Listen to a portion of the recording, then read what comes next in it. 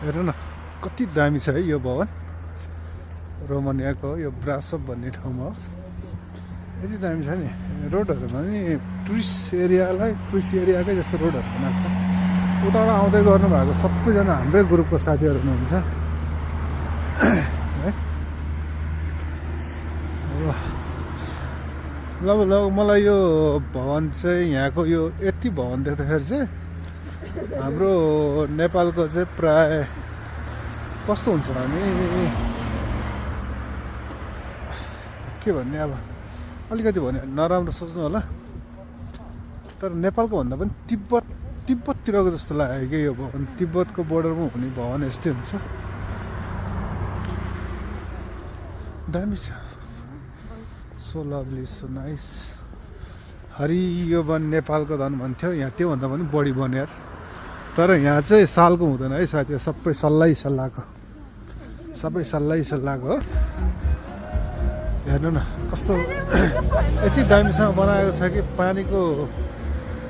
उसमा गएर बनाएको छ कि अब टक्क तल पानी छ होइन दामी छ नि तालको माथि चाहिँ नि एउटा भएको भवन राम्रो छ योभन्दा माथि गयो भने चाहिँ हिउँ खेल्ने ठाउँ भेट्छ हजुरहरूले हेर्नु होला र यसको राय पनि दिनु होला रोमानियाको बारेमा केही पनि दिउँला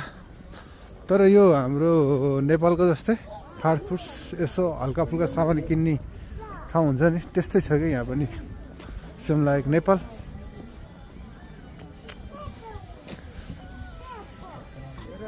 ल हेर्नु सामान किन्ने ठाउँहरू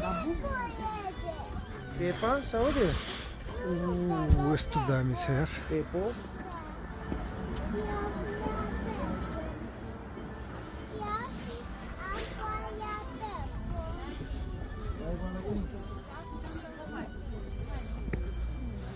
Florine,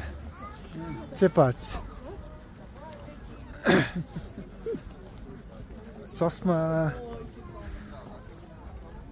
चस्माहरू हरेक चिजहरू रहेछ